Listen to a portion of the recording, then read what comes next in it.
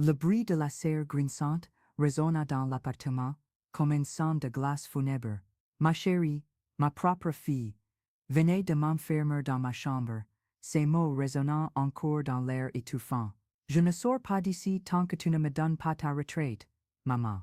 Le clic métallique de la clé scella mon destin en ce dimanche étouffant, transformant mon propre foyer en prison. À 65 ans, après une vie entière consacrée à elle, je me retrouvais prisonnière de l'enfant que j'avais porté dans mon ventre, bercé dans mes bras, protégé de tous les maux du monde.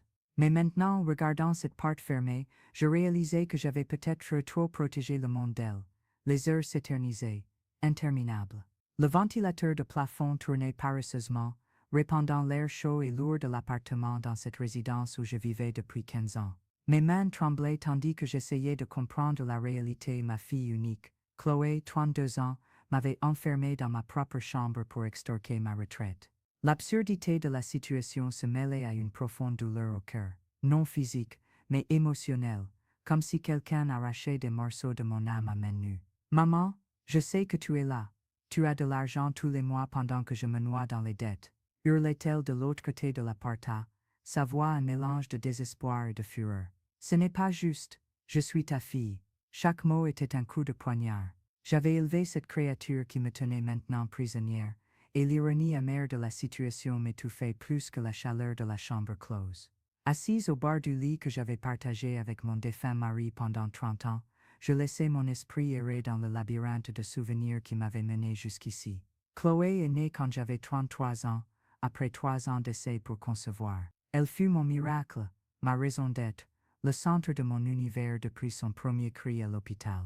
Son père, Antoine, était un homme simple, travailleur, qui rêvait de donner le meilleur à notre famille. Il travaillait comme mécanicien, et moi comme assistante administrative dans une petite entreprise de comptabilité. Je me souviens parfaitement du jour où Chloé a fait ses premiers pas. C'était un samedi matin, et elle était au milieu du salon, hésitante, tendant ses petits bras potelés vers moi.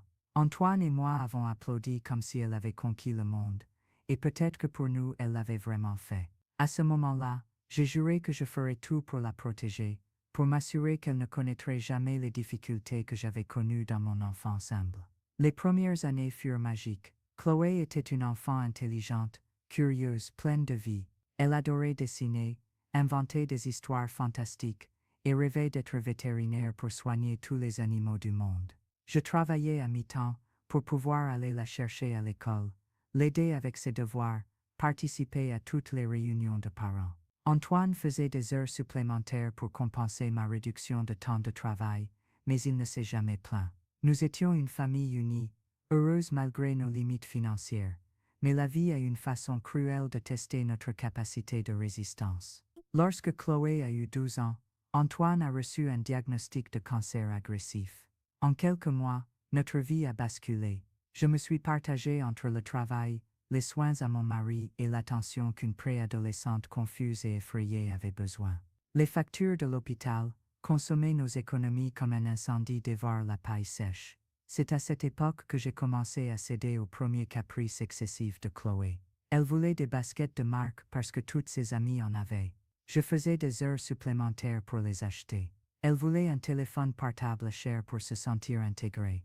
Je contractais des emprunts. Dans mon esprit tourmenté par la douleur imminente de perdre mon mari, je croyais compenser le manque de stabilité par des cadeaux matériels.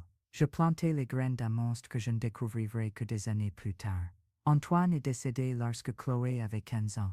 Les funérailles furent un flux de douleur, de larmes et de condoléances vides. Je me souviens de tenir la main de ma fille pendant que le cercueil descendait, promettant silencieusement de ne jamais la laisser manquer de rien, d'être père et mère pour elle. Cette promesse est devenue mon obsession, ma prison dorée. Sans les revenus d'Antoine, notre situation financière a dégringolé. J'ai dû retourner travailler à temps plein, parfois en faisant 2 emplois pour maintenir notre niveau de vie. Chloé, plongée dans le deuil et la confusion typique de l'adolescence, a commencé à se rebeller. Elle manquait les cours, sortait avec des amis douteux, rentrait à des heures impossibles. Lorsque j'essayais d'imposer des limites, elle explosait. Tu ne te soucies pas de moi. Tu penses qu'à travailler. Papa n'aurait jamais fait ça.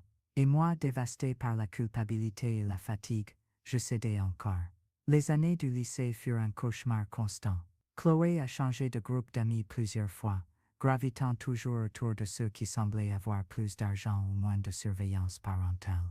Elle a commencé à rentrer à la maison avec des vêtements que je n'avais pas achetés, avec des parfums chers, toujours avec une excuse toute prête. C'était un cadeau de.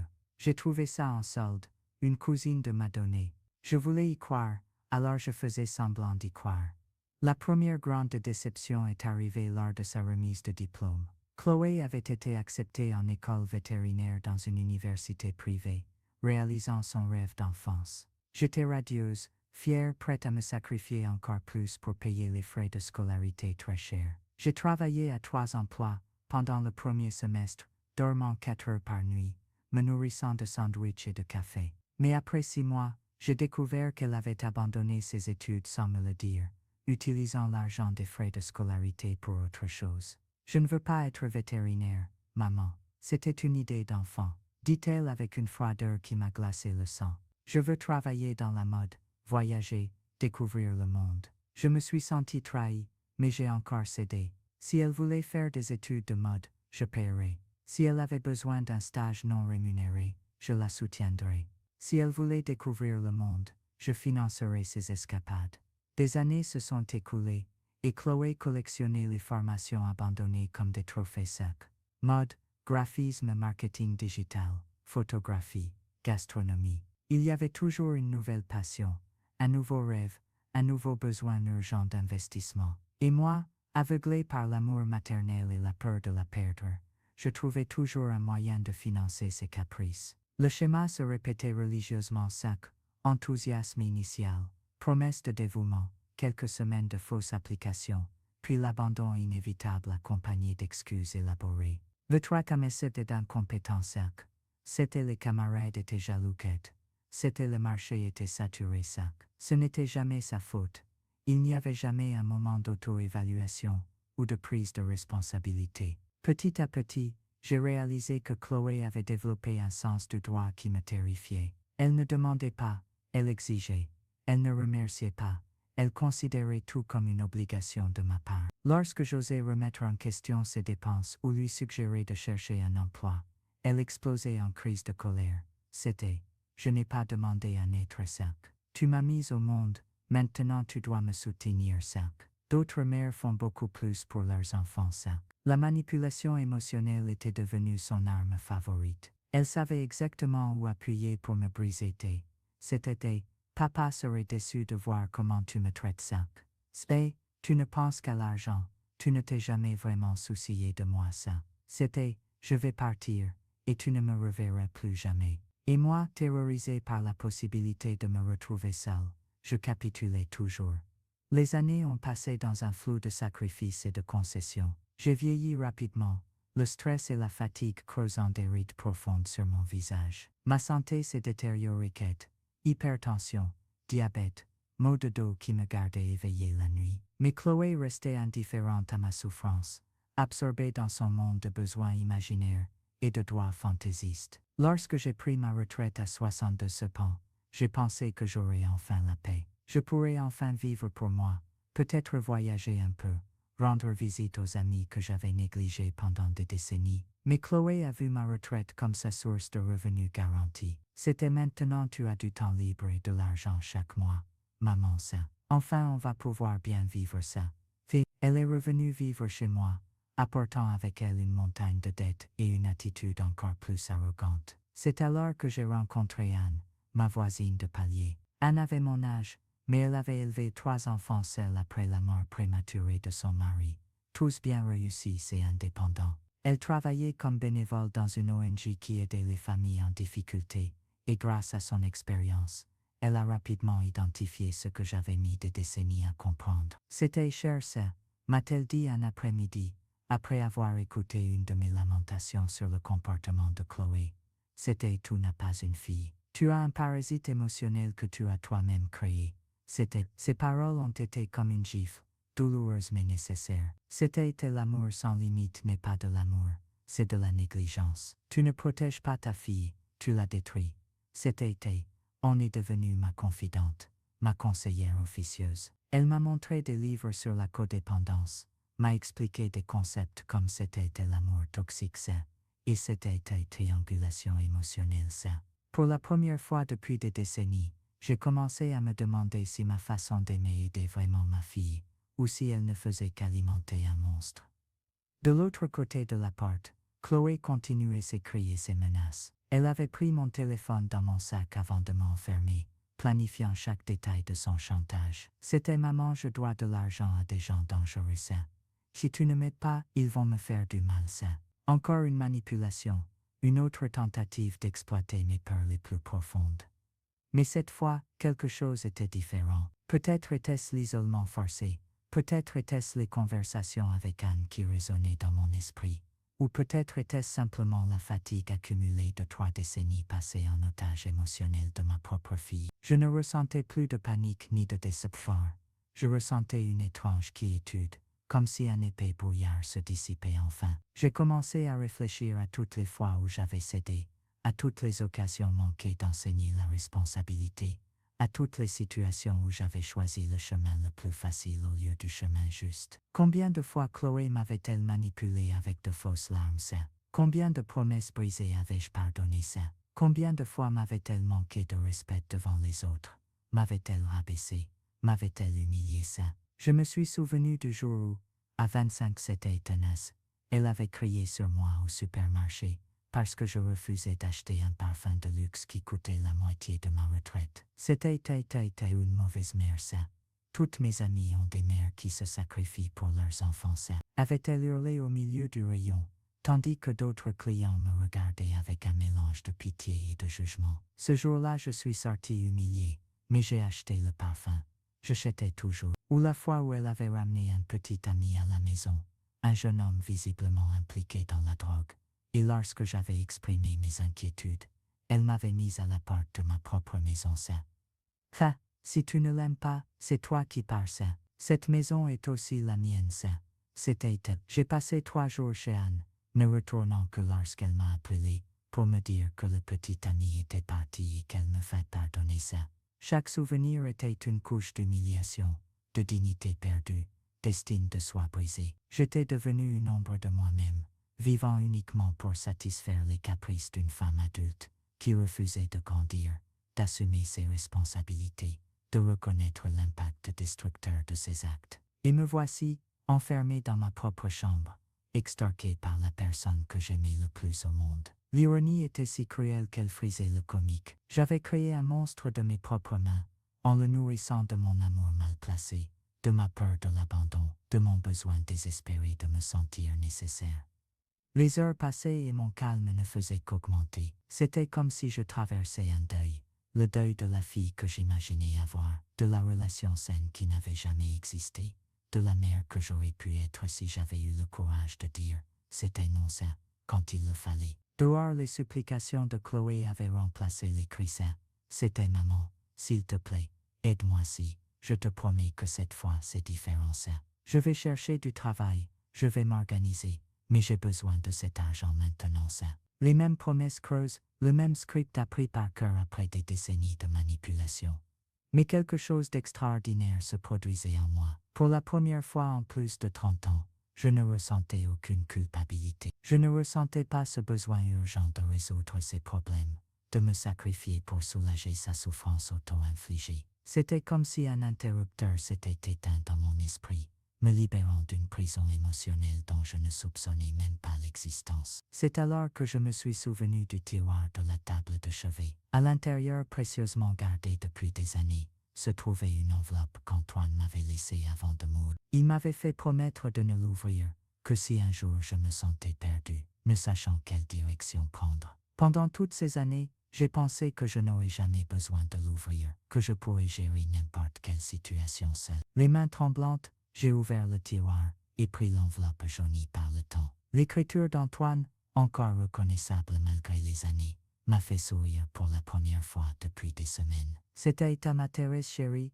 pour quand tu auras besoin de te souvenir de qui tu es. J'ai ouvert avec précaution, comme si je déroulais une relique sacrée. À l'intérieur, 2 feuilles de papier à lettres, couvertes de l'écriture minuscule et gracieuse de mon défunt mari saint. Fais ma chère Thérèse, si tu lis ceci, c'est que le moment est venu pour toi de redécouvrir ta force. Je connais ton caractère sain, trop généreuse, trop aimante, prête à te sacrifier jusqu'à la dernière goutte de sang pour ceux que tu aimes. Ces qualités font de toi la femme la plus merveilleuse que j'ai jamais connue, mais elles peuvent aussi être tarées. J'ai peur de ce qui pourrait arriver à notre Chloé si tu n'apprends pas à dire non. Elle montre déjà des signes inquiétants de dépendance affective, et ton amour inconditionnel pourrait devenir le poison qui la tuera lentement. Aimer, ce n'est pas donner tout ce que l'autre veut, Thérèse. Aimer, c'est avoir le courage de refuser quand c'est nécessaire, de fixer des limites, de permettre aux gens de faire face aux conséquences de leur choix. Tu te souviens de quand nous étions amoureux, et que tu m'as raconté ton enfance sain. Comment ta mère était trop soumise, comment ton père contrôlait tout par des chantages émotionnels sains. Tu as juré que tu serais différente, que tu ne permettrais jamais à personne de te manipuler. Ne laisse pas l'amour maternel te transformer en la personne que tu as promis de ne jamais être. Notre fille a besoin d'apprendre à voler de ses propres ailes, même si cela signifie qu'elle tombera parfois. Si tu empêches toutes ces chutes, elle n'apprendra jamais à se relever seule. Et quand tu ne seras plus là, qui la soutiendra seule? Sois forte, mon amour.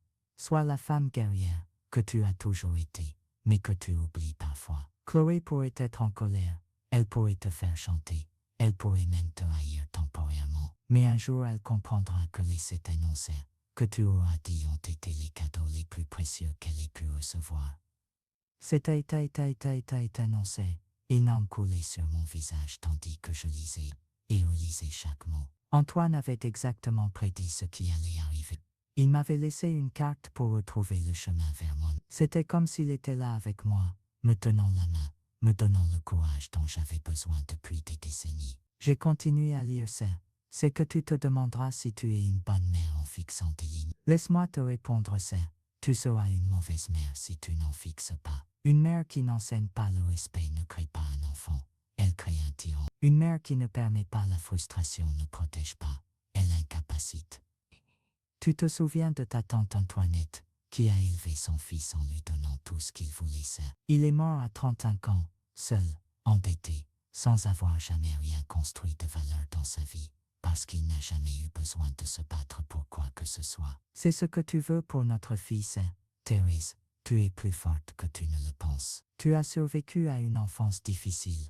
Tu as construit une carrière. Tu m'as aidé à affronter le cancer avec dignité. Tu as élevé une fille pratiquement seule après mon départ. Tu possèdes une force intérieure capable de déplacer des montagnes lorsque tu décides de l'utiliser. Il est temps d'utiliser cette force. Il est temps de choisir l'amour difficile au lieu de l'amour facile. Il est temps de sauver ta fille d'elle-même, même si elle ne comprend pas au début. Je t'aime éternellement, et je sais que tu prendras la bonne décision. Antoine sait, j'ai fini de lire avec une sensation de renaissance. C'était comme si une version plus forte de moi-même s'était réveillée. Une version qui avait dormi pendant des décennies sous des couches de culpabilité, de peur et d'amour mal dirigé. Antoine avait raison. Il a toujours eu raison. J'étais devenu complice de la destruction de ma propre fille, camouflant ma lâcheté sous le masque de l'amour maternel. J'ai soigneusement rangé la lettre et me suis levé du lit. Je me suis dirigé vers la porte et pour la première fois depuis des heures, j'ai parlé, c'est Chloé. J'ai besoin que tu m'écoutes attentivement. C'est enfin maman, c'est. Tu vas me donner l'argent, c'est elle. Sa voix transpirait le soulagement et l'attente. C'est un non, je ne le ferai pas. Le silence de l'autre côté était assourdissant. Puis, une explosion, c'est enfin mes lactés. Je t'ai enfermé la tête. Tu ne sortiras pas tant que tu n'auras pas fait ce que je veux, c'est. C'est enfin, c'est, tu as raison, je ne sortirai pas. Et tu sais pourquoi c'est? Parce que pour la première fois en plus de 30 ans, je suis exactement là où je dois être. C'est enfin, c'est, t'as été, tu y as été, si. C'est enfin, c'est, tu as été, tu y as été. C'est enfin, c'est, tu y as été. C'est enfin, c'est, j'ai enfin retrouvé mon équilibre. Ma voix était calme, mais ferme. C'est enfin, c'est, tu peux me garder ici aussi longtemps que tu veux. Tu peux crier, tu peux pleurer, tu peux menacer. Mais je ne serai plus l'otage de ta terreur émotionnelle. C'est enfin, c'est, tu y as été. C'est un fan, c'est Mamie gens à qui je dois de l'argent vont me faire du mal, c'est. Et pour la première fois, je vais te laisser affronter seul les conséquences de tes choix. C'est un fan, c'est tu y es. O grito recomeçaram. Agora misturados a lágrima genuína de desespero. Mas eu não senti a urgência habitual de correr para consolá-la, de resolver seu problema, de absorver sua dor. Era como se tivesse descoberto superpoder que sempre estivera lá, esperando para ser ativado. Ora se passaram. Chloé tentou de tudo supplique, menace, chantage émotionnel, promesse impossible. Elle est même allée jusqu'à simuler un malaise, jouant une crise d'angoisse qui, dans d'autres circonstances, m'aurait fait enfoncer la porte pour la secourir. Mais je suis resté ferme, ancré dans la sagesse des mots d'Antoine et dans la clarté mentale que j'avais enfin atteinte. Ce n'était pas de la cruauté, c'était de l'amour. Le genre d'amour qu'Antoine avait décrit dans sa lettre, difficile, douloureux, mais transformateur. Le soir, lorsque les cris eurent enfin cessé, et qu'un silence étrange envahit l'appartement, j'entendis le bruit de la clé tournant dans la serrure. La porte s'ouvrit lentement, révélant Chloé au visage tuméfié par les larmes, les cheveux en désordre, l'air de celle qui avait mené une guerre éperdue.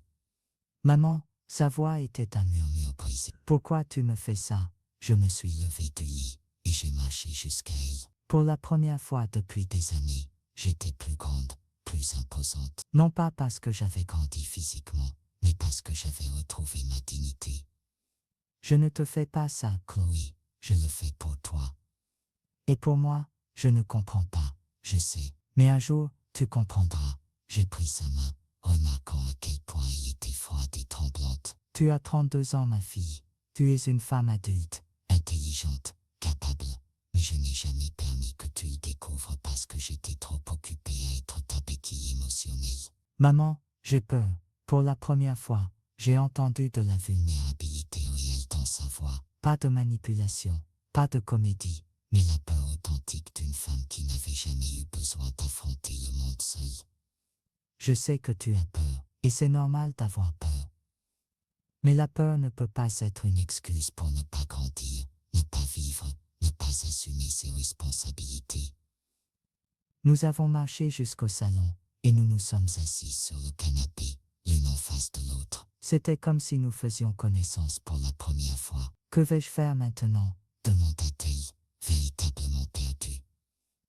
Tu feras ce que toute personne adulte fait. Tu trouveras des solutions. Tu chercheras du travail. Tu négocieras tes dettes. Tu apprendras à vivre selon tes moyens. Et tu découvriras que tu es beaucoup plus forte que tu ne le penses. Et si je n'y arrive pas, alors tu échoueras, tu tomberas, et tu apprendras à te relever. Comme tout le monde, elle m'a regardé comme si elle voyait une étrangère. Et peut-être l'était-elle vraiment. La mère aussi, soumise, toujours prête à résoudre tous les problèmes, était morte dans cette chambre. Une femme qui avait enfin appris la différence entre aimer et être complice était née. Les jours suivants ont été difficiles, mais différents. Chloé a testé ma détermination à plusieurs reprises, mais elle a rencontré une version renouvelée de moi-même, immunisée contre ses anciennes tactiques de manipulation. Quand elle a pleuré, je lui ai offert du réconfort, mais pas de solution financière. Quand elle a menacé de partir, je l'ai aidé à faire ses valises. Quand elle a promis des changements en échange d'une aide supplémentaire, j'ai souri et j'ai dit que je croirais quand je verrai des actions, pas des paroles. C'est alors qu'elle a réalisé que la dynamique avait changé pour toujours. La source inépuisable de ressources financières et de solutions émotionnelles avait disparu. Elle devrait trouver une autre façon de vivre, une autre façon de se lier à moi, une autre façon de se lier à moi, une autre façon de se lier à moi, une autre façon d'exister dans le monde. La transformation n'a pas été immédiate, ni linéaire. Il y a eu des lieux, il y a eu des rechutes, des tentatives désespérées de reprendre le contrôle sur moi, des moments où elle a failli me briser avec sa douleur où je prendrais le contrôle sur moi, des moments où elle a failli me briser avec sa douleur authentique. Mais j'avais appris la différence entre aider et nuire, entre aimer et être complice. 3 mois après l'épisode de la chambre, Chloé a trouvé un emploi de réceptionniste dans une clinique vétérinaire. C'était un travail simple, mal payé, bien en deçà de ses qualifications et de ses attentes. Mais c'était un début. Pour la première fois de sa vie adulte, elle subvenait à ses propres besoins. Maman, a-t-elle dit un soir, rentrant à la maison fatiguée mais avec une lueur différente dans les yeux. Aujourd'hui, l'une des vétérinaires m'a donné si je ne voudrais pas suivre une formation d'assistante vétérinaire. Elle a dit que j'avais le don avec les animaux. J'ai senti mon cœur se réchauffer. Non pas parce qu'elle envisageait d'étudier quelque chose d'utile, mais par la façon dont elle dit. Sans attendre que je paie, sans demande immédiate, simplement en partageant une possibilité. Et qu'as-tu répondu? Que je vais rechercher les coûts et voir si je peux obtenir un financement. Peut-être qu'il est temps pour moi de recommencer à rêver de travailler avec les animaux. Ce soir-là, pour la première fois depuis des décennies, j'ai dormi profondément. Non pas parce que tous les problèmes étaient résolus, mais parce que j'avais enfin cessé de porter le poids du monde et de la vie de ma fille sur mes épaules. 6 mois plus tard, Chloé s'est inscrite à la formation technique en utilisant ses propres revenus et un prêt étudiant. Elle a déménagé dans un petit appartement qu'elle partage avec une collègue de travail. Nos conversations sont devenues plus légères, plus équilibrées. Elle avait découvert qu'elle était capable de vivre sans ma dépendance financière et émotionnelle, et j'avais découvert que je pouvais l'aimer sans me nier moi-même. Anne, qui a suivi tout mon parcours, a souri quand je lui ai raconté les progrès de Chloé. Tu sais ce que tu as fait, m'a-t-elle dit, tu as rendu sa fille à elle-même. Pendant toutes ces années, elle n'était pas une personne, elle était une extension de toi. Maintenant, elle est en train de découvrir qui elle est vraiment. Aujourd'hui, quand je regarde en arrière, je me rends compte que ce dimanche étouffant, lorsque j'ai été enfermé dans ma propre chambre, étouffant, lorsque j'ai été enfermé dans ma propre chambre, n'a pas été le jour de mon humiliation, c'était le jour de ma libération. C'était le jour où j'ai cessé d'être victime de ma propre bienveillance mal dirigée. Et je suis devenue la mère dont ma fille avait vraiment besoin. J'ai appris que aimer véritablement signifie parfois afficher une douleur temporaire, signifie parfois afficher une douleur temporaire, signifie parfois afficher une douleur temporaire. Cela signifie avoir le courage de décevoir dans le présent pour ne pas détruire l'avenir. Cela signifie enseigner que la vie a des limites, des règles, des conséquences, non par cruauté, mais par amour. Si vous lisez cette histoire et vous vous reconnaissez dans un personnage, sachez qu'il n'est jamais trop tard pour changer. Il n'est jamais trop tard pour redécouvrir sa force intérieure, pour établir des limites saines, pour transformer des relations toxiques en liens anti-cités. La clé de la libération a toujours été entre nos mains. Parfois, il suffit d'avoir le courage de l'utiliser, même si cela signifie fermer la porte à ceux qui insistent pour nous maintenir prisonniers de notre propriété. Et si tu n'étais tenté, et si cette réflexion vous intéresse, si elle a touché quelque chose de profond en vous, pensez à vous abonner pour continuer à recevoir des récits comme celui-ci, des histoires vraies qui nous aident à voir plus clairement les schémas qui parfois nous emprisonnent sans que nous le remarquions. Car parfois, pour que l'amour survive et fleurisse, nous devons avoir le courage de briser les chaînes invisibles qui nous lient. Même si ces chaînes ont été forgées avec les meilleures intentions du monde, la véritable liberté, je l'ai découvert, n'est pas de faire tout ce que nous voulons, mais d'avoir la sagesse de savoir quand arrêter de faire ce que nous avons toujours fait. Aujourd'hui,